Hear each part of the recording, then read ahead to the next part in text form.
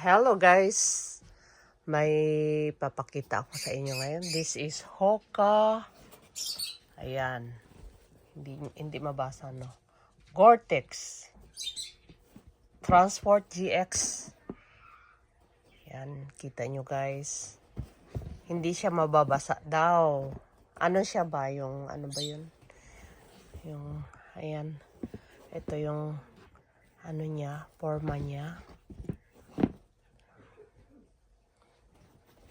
Hoka.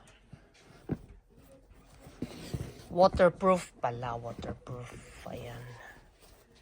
Ito ang forma niya guys.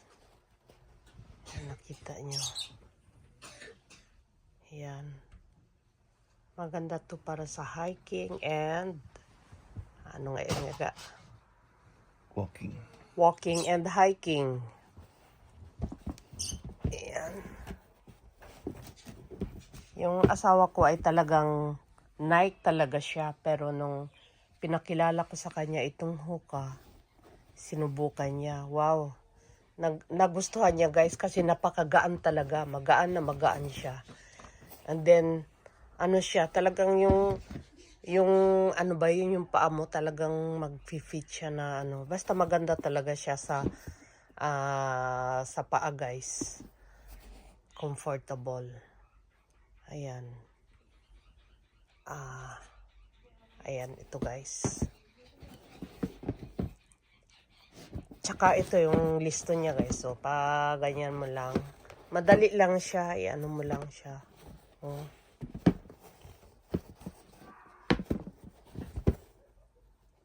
Kita nyo. Gore-Tex. Nabasa nyo ba guys? Ayan. Gore-Tex. Ito, papakita ko sa inyo yung sa loob. Ayan. Hoka Transport.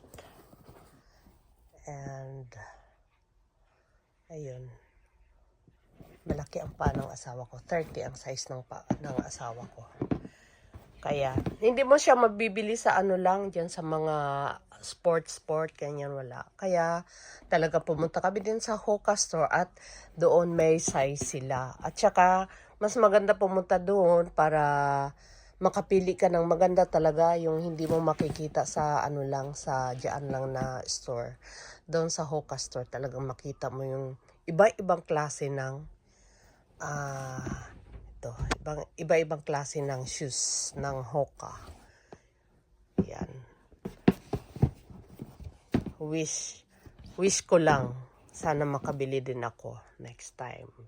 Thank you guys for watching. This is GT Transport